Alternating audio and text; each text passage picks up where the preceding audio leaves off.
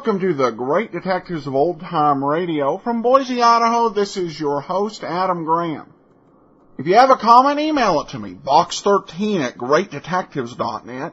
Cast your vote for the show on Podcast Alley, podcastalley.greatdetectives.net. And follow us over on Twitter at Radio Detectives. Before we get started with today's episode, I do want to remind you to be sure and check out the entertainment book. A lot of great savings for local merchants on services that you'll need and use, such as dry cleaning, restaurants, and even more. It's a great opportunity. I encourage folks to go to entertainment.greatdetectives.net and check out the entertainment book in your area. All right, now we turn to the Thin Man as an actual radio series. Now, the Locke's Adventures, of course, starred the original actors. However, for the radio, could not get William Powell and Myrna Loy. I doubt it was seriously considered as an option, as they would have been incredibly expensive for radio. But The Thin Man was actually a fairly long-running series, with an estimated 351 episodes that were aired between 1941 and 1950. It began on NBC for 41 to 42, went to CBS for 43 to 44, and then back to NBC for a summer run in 1944, and then back to CBS from 44 to 47, and then NBC did a summer run in 1948, and then it went to Mutual in 48 and 49, and then in 1950 to ABC. Through all of these various versions, Claudia Morgan starred as Nora Charles. However, there were a wide variety of different actors playing Nick Charles. The role began out with Les Damon playing the role, and then when he got drafted, the role went to David Gothard, later to Les Tremayne, and then Les Damon came back towards the end of the CBS run, and then Les Tremayne came back. And then during the ABC run, Joseph Curtin of Mr. and Mrs. North played Nick Charles. So if you go to our website, we usually put the star on there. On Mondays, it's actually Claudia Morgan's face who will be there, because she's the one who was actually there the whole series. We have precious few episodes. Of the 351 episodes of The Thin Man radio show, we have a total of 8. 1 from 1942, 1 from 1943, 3 from 1944, 1 from 1945, and 2 from 1948. This episode will be the only 1942 episode. Like the majority of the Thin Man adventures that are in circulation, this one was a special done for Armed Forces Frontline Theater. The exact date is not known. However, it has been deduced that this was done sometime in 1942. So with that, let's get into the strange case of Professor Wainger. It's the Frontline Theater.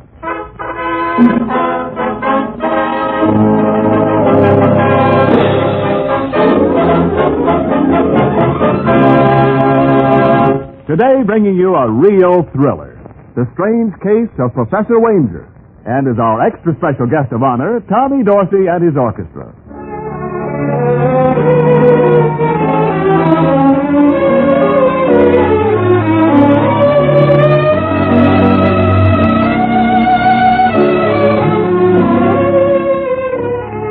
This is Ken Niles to welcome you once again to the Frontline Theater, brought to you men in the Armed Forces of the United Nations by the Special Service Division of the War Department. This is your theater, and every performance in it is presented especially for you, the men fighting with the United Nations on freedom's front line. Our play is an exciting story, The Strange Case of Professor Wainger. And because it's curtain time in the Frontline Theater and the play's the thing, let's get on with the show. Over New York, night has fallen, and in the apartment of Nick and Nora Charles, Irwin Harris, a friend, discusses his new job. Like I say, Nick, here I got a steady job bodyguarding Professor Wainger. So you think everything will be perfect. Well, isn't it? Positively not. Irwin, nothing's happened to the professor. How could it when all the time he locks himself in a house and he never goes out? Well, that should make your job a lot easier. Sure, but then I'm taking money for nothing, which ain't ethical. So, I think I'll quit. Oh, and do what? Well, what's wrong with the stage? Nothing, and let's try to keep it that way. Did you ever hear me recite? Irwin, I warn you, you'll be putting a severe strain on our friendship. Once upon a midnight dreary, as I pondered weak and weary over many a volume of forgotten lore, suddenly there came a rapping. Sound effects. That was me. Come in. Oh, excuse me, Irwin. I better see who that is. Oh, let me go, dear. I don't mind a bit. Just a second, I'm coming. Yes? Oh, I beg your pardon. I didn't mean to disturb you. Just one more tack and I'll be through. Say, what are you nailing there? Isn't that a funeral wreath? Yes, indeed. One of Heikemeyer and Brothers' loveliest creations. Oh. A luscious spray of calla lilies surrounded by the purity and innocence of white camellias. Excuse me, Mr. Judge. Heikemeyer. A very common error. Oh, yes. Well, I think you're making a mistake. Madam, the firm of Heikemeyer and Brothers are not given to mistakes. Well, there's no one dead here. At least I haven't seen a corpse in days. Is this apartment 5B? Mm-hmm. Are you Mrs. Charles? Why, yes. There's no mistake. The wreath is for Nicholas Charles. What was that name again? Nicholas Charles. Nick. Nicky! Yes, sir? Oh, thank heaven. Want me, baby? Uh-huh. Darling, this is Mr. Herkemeyer. Oh, how do you do? How do you do, sir? Believe me, my heart goes out to you in your hour of grief. Hey, what's the matter with him? He thinks you're dead. Oh, what? Uh-huh. And he's got a wreath to prove it. See? Oh, look, my little man, you're a trifle premature. I'm afraid you'll have to take that thing back with you. Oh, I couldn't possibly. What would the customer say? Well, I don't know. Who is he? Oh, a noble soul.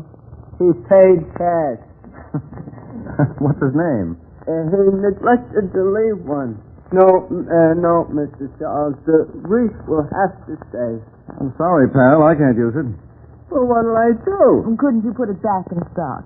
Madam, are you suggesting that I tamper with the records of Herkemeyer and Brother? Why, it would be sacrilegious. Well, that's your problem, but get this thing out of here. Mrs. Charles, I ask you to bear witness. I am not doing this of my own volition. Uh-huh. Attaboy.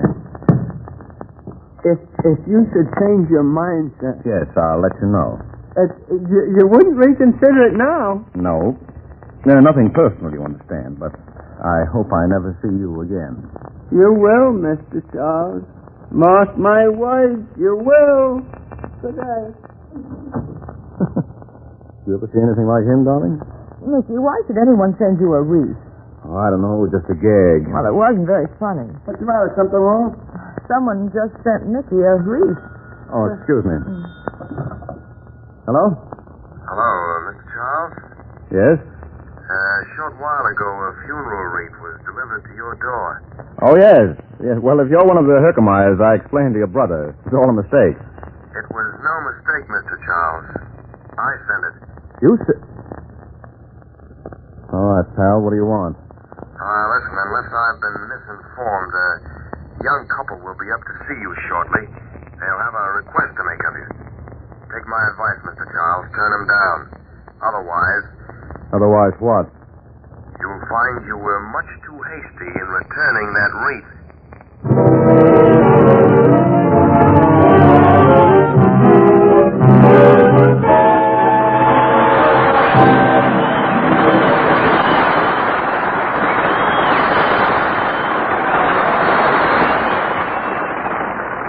Well, that's Act One of the strange case of Professor Wainger. And now, during intermission, let's hear from today's special guest, Tommy Dorsey and his orchestra. We're certainly glad you accepted our invitation, Tommy, and we're turning the spotlight on you while you play one of those swell arrangements that have made you famous. The stage is yours, Tommy.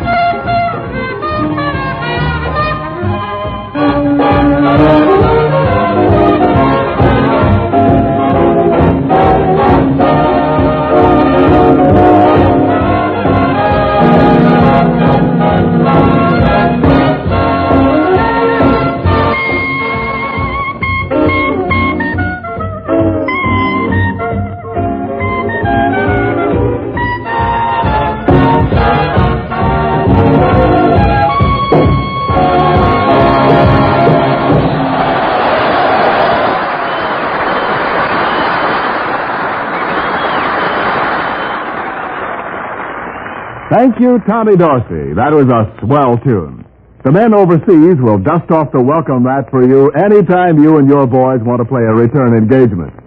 And now for Act 2 of The Strange Case of Professor Wainger. 2 hours passed since Nick received the menacing phone call which explained the delivery of that wreath.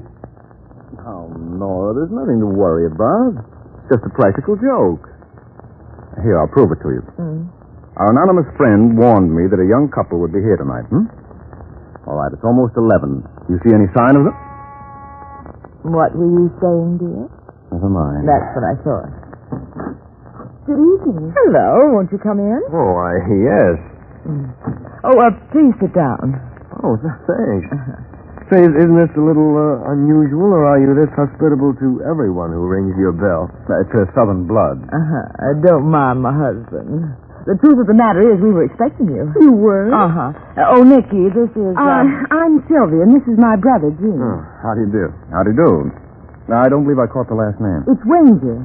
Wainger? Any relation to the famous scientist? Yes, he's our uncle. As a matter of fact, that's why we're here. I understand that his bodyguard, Irwin Harris, is a very good friend of yours. Yes? Well, ever since Uncle escaped from Czechoslovakia, we've been trying to get in touch with him. And so far, all we've gotten is a brush-off. Well, don't blame Irwin for that. He has his orders. Dr. Wainger doesn't want to see anyone. But that's ridiculous. Is it? Well, yes. You see, we know that Uncle lives under the constant fear that the Gestapo's after him. Surely that's no reason to refuse to see his only living relatives. So you want me to arrange a meeting for you? Oh, if you only would, Mr. Charles. I'm sure if Uncle would talk to me, I could convince him he has nothing to fear. When did you see your uncle last? Well, we never really saw him. You see, before my father came to this country, he quarreled with his brother. But now that Papa's dead, we decided we'd bury the hatchet. Yes, that's right. I don't suppose the fact that Dr. Wainger has a fortune in patent royalties in this country had anything to do with your decision? Now, look, Mr. Charles, not even you can say that and get away with it. Don't pay any attention to him, Mr. Wainger. He's awfully suspicious by nature. But he's got a nicer side, too. You'll find it out after he helps you. Darling, aren't you being unduly optimistic? You mean you won't? If Dr. Wainger wants to see them, that's for him to decide. Nicky, would you change your mind if I asked you to? I'm sorry, dear. But beginning this week, I'm making it a practice not to interfere in things that don't concern me. Well, I never thought I'd have to admit my husband could be frightened by a phone call. Now, baby, you know that's not true. Well, then prove it. Introduce them to Dr. Wainger. Conniving woman. Are you really so set on this thing? Yes, I am, Nick. Now, bless your little heart. Then I think you'll have to do the honors.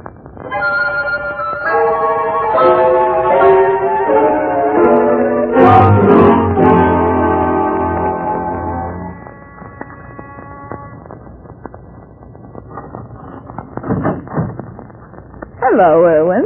Oh, it's you, Nora. Open up the door. Oh, okay.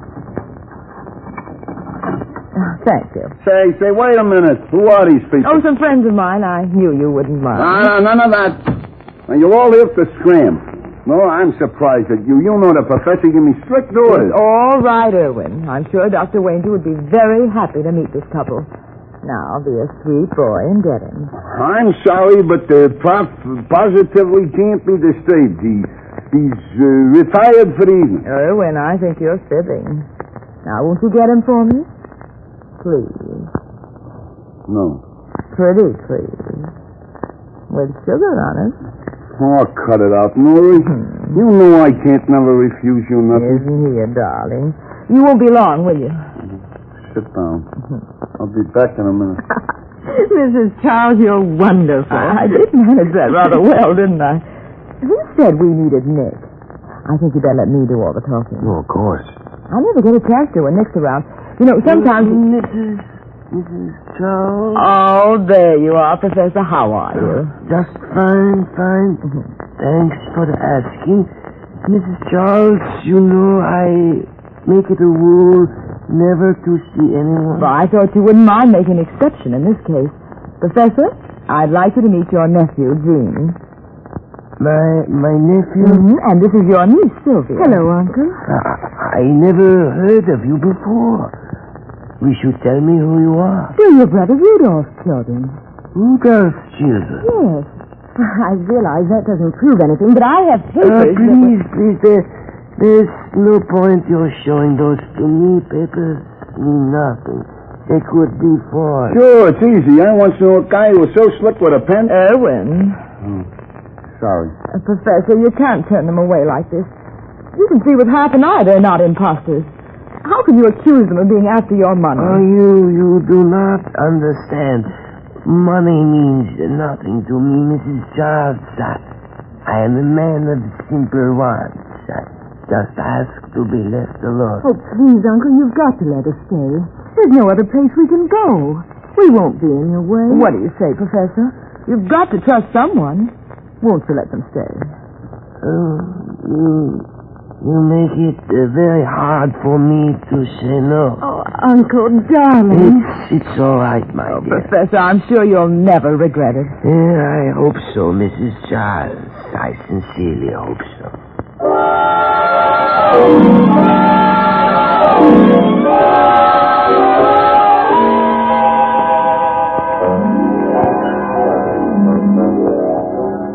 Well, darling, I trust you're satisfied with yourself. Now that you've mentioned it, I am. Brings back memories of your Girl Scout days, doesn't it? Who could that be at this hour? Darling, there's a well-tested way to find out. Come in. Erwin. Yes, me. Nick, I gotta talk to you. Okay, sit down. You know what Nora went and done? Yes, I heard all about it. Well, you should never have done that, Nora. Well, why did you want to palm off a couple of phonies on a swell guy like the professor? They're not phonies. Erwin, you shouldn't say that. We've only known them for an hour. But that hour. If they're brother and sister, I'll eat your hat. Well, what do you mean? Look, Nick, I come from a big family, and we was as affectionate as the next. But you ought to see the way that Jean kissed Sylvia goodnight. That ain't the way we used to do it. Could it have been an act to impress the professor? If you ask me, I'd say they was saboteurs. Erwin. Well, it's sure a peculiar time for them to pop up. Why? Look, this is strictly sub-rosy, but the professor's working on a submarine detector for the government. Now, I ask you, ain't it funny they should train up the night before he's supposed to run a big test for the big shots? It might be a coincidence. See? Even you're not so sure. Look, Nick, I should like very much for you to show up tomorrow night, just to see there's no hanky-panky. Well, I'll have to think it over. Yeah, do that. But whatever you decide, I ain't taking no for an answer.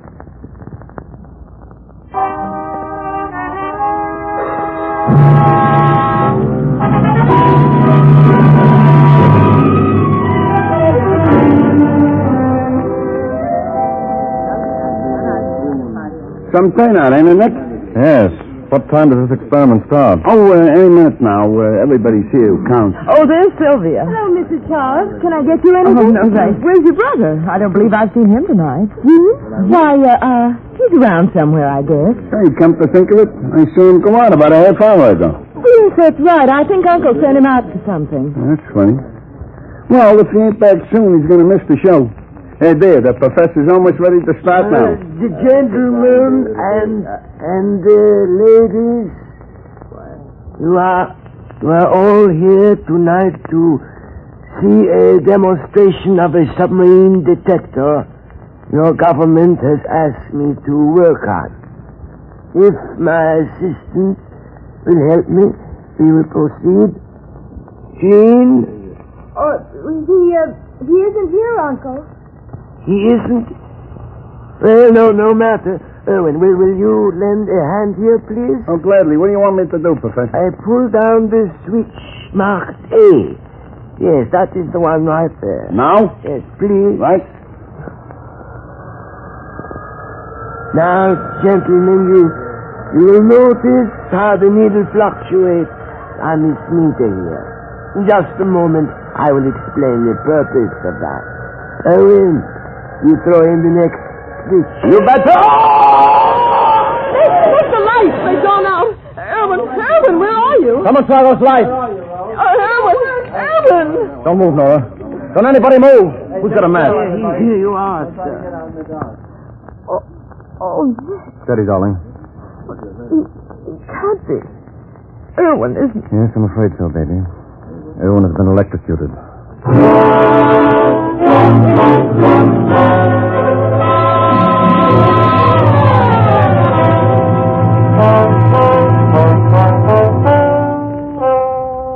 Now remember this, Nick.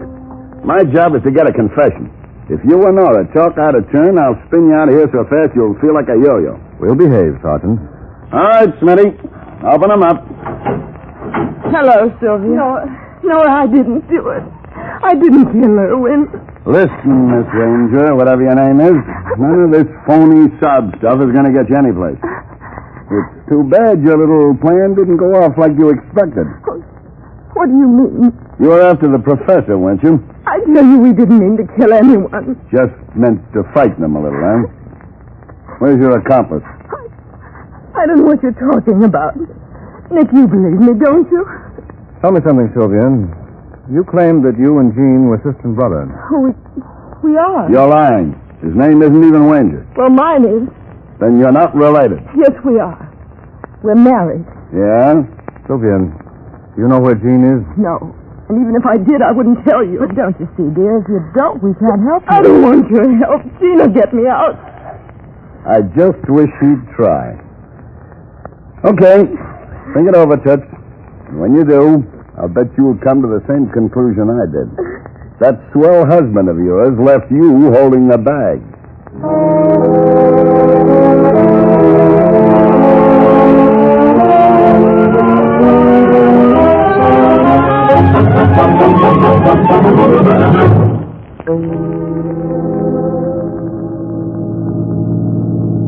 Nicky, what are you thinking about?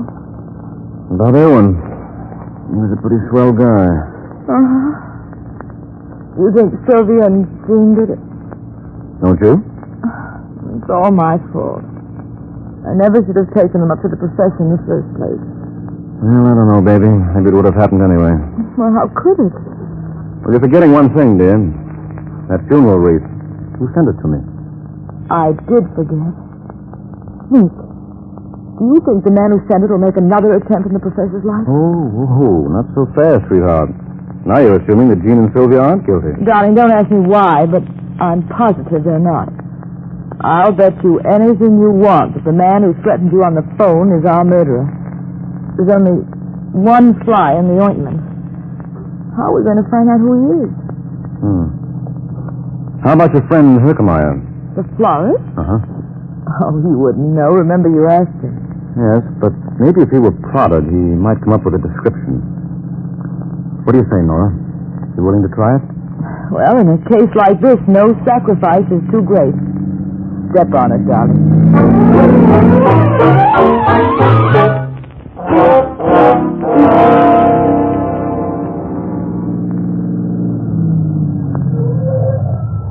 You better wait in the car, Nicky. I think I'll do better by myself. Go ahead, beautiful. But don't let him swindle you into taking that wreath back. Oh, don't worry. I'll try to make this quickly as possible, darling. All right.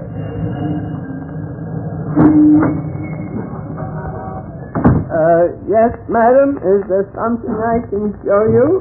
Hello, Herky. Remember me? I beg your pardon. You delivered a wreath to my apartment last night. Of course, and you made me take it back. Uh-huh. It was a mistake. Oh, I know it. You knew what? He had a relapse. He died. No, Mr. Herkemeyer. He didn't die. He didn't? No. See? He's waiting outside in the car. You mean you haven't come for the wreath? No, I'm sorry. Oh, Mrs. Charles, you simply must take it. You don't know how it upsets this entire organization. Why, my brothers and I... Look, Mr. Herkemeyer, couldn't you give it to the man who bought it? Well, I don't know his name. Was he ever in here before? No. Could you describe him for me? I'm not very good at games. Well, suppose I prompted you. Wouldn't that help? It might. Well, was he tall or short? Short, I think. Oh, now we're getting somewhere. Did he have any distinguishing marks? Distinguishing marks? Mm-hmm. I mean, did he limp or anything? Oh, now that you mention it, I believe he did. Did what? Limp? Are you sure? Almost. Well, what about the color of his hair? It wasn't red by any chance. Yes. I think you're right. And, of course, he had a cauliflower ear to match. Let me think. Cauliflower ears. Mrs. Charles, where are you going? Well, Herky, you're an awful disappointment. Oh, Mrs. Charles, you're forgetting it. Oh, Mrs. Charles, please.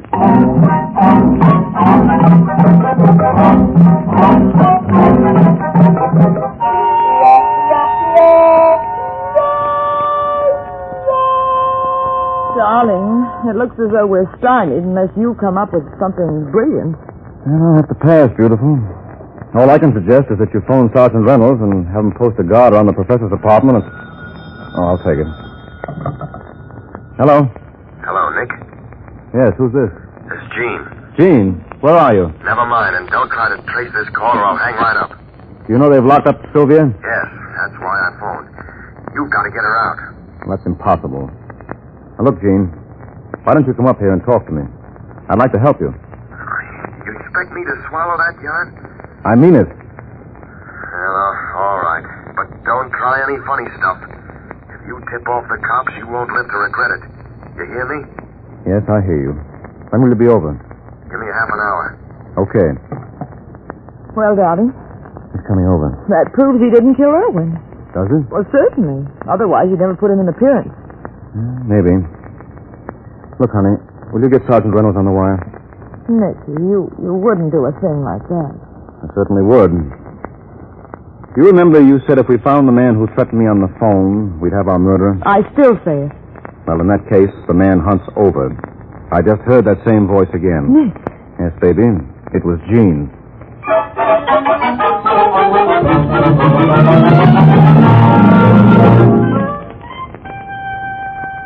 What time you got, Nick?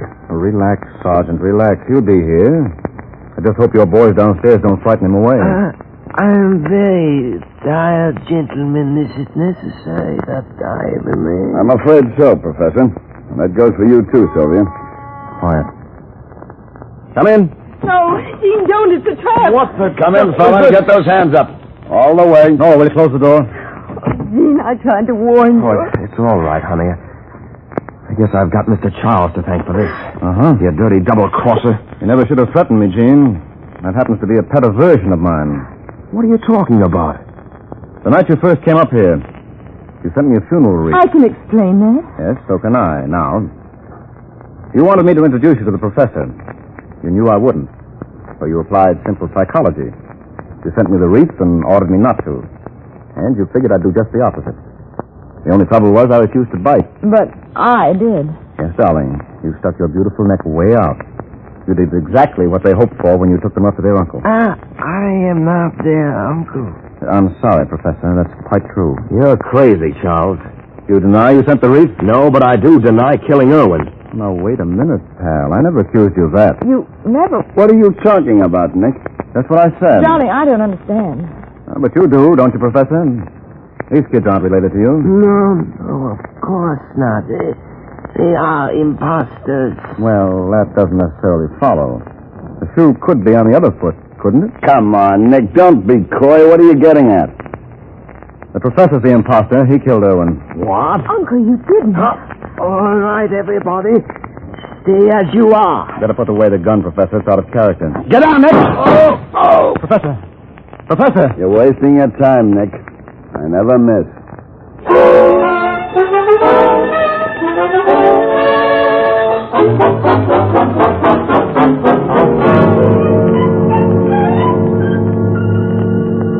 All set there? Mm-hmm.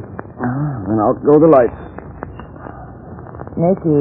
Oh, Nora. Darling. Oh, well, it's fairly simple, dear. Sylvia's uncle, the real Professor Wainger, died in Czechoslovakia, and our phony friend was an opportunist who assumed his name and finances. See, it never occurred to us that he could have been the bogus article as well as Sylvia. But why did he kill Irwin? Well, he had to. He was on the spot.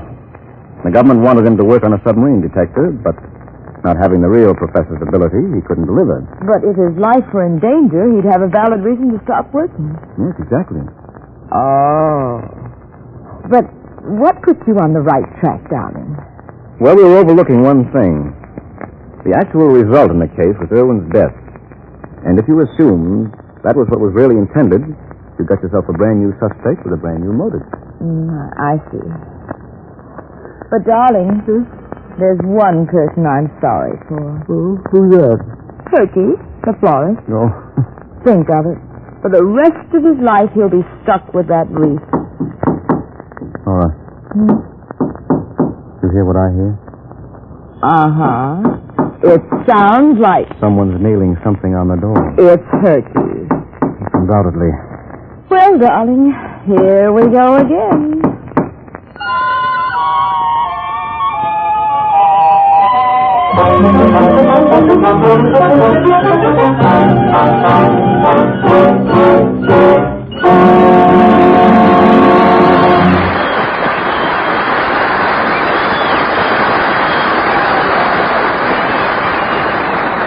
Well, men, that solves the case and brings down the curtain on today's Frontline Theater play. But there are more plays coming, and your favorite stars will be in them. So keep on listening, won't you?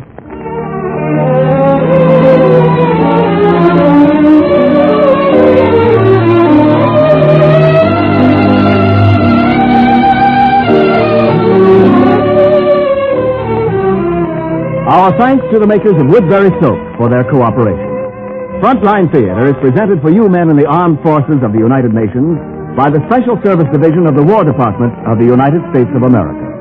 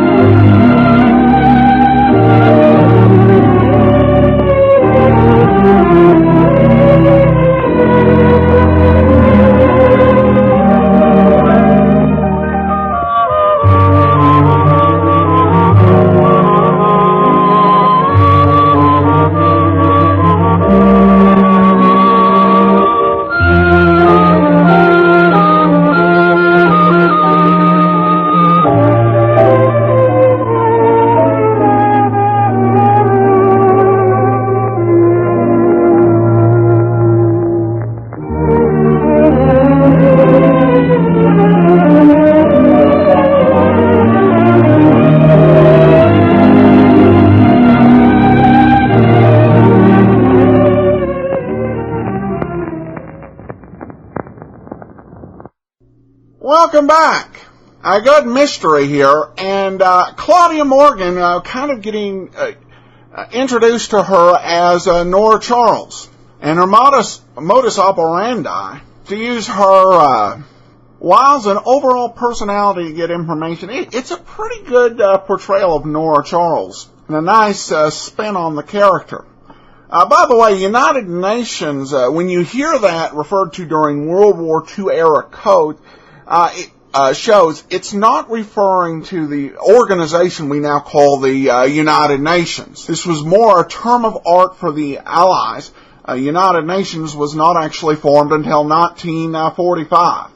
Listener comments, we do have one from Robert, who commented when we did the Thin Man movies are some of my all-time favorites. Never knew they did any radio shows. Looking forward to listening. Well, Robert, I hope you are enjoying the program, and we'll be back with another Thin Man next week. Tomorrow, it's Your Choice, Near a Wolf, and then next Monday, another episode of The Thin Man. Send your comments to box13@greatdetectives.net.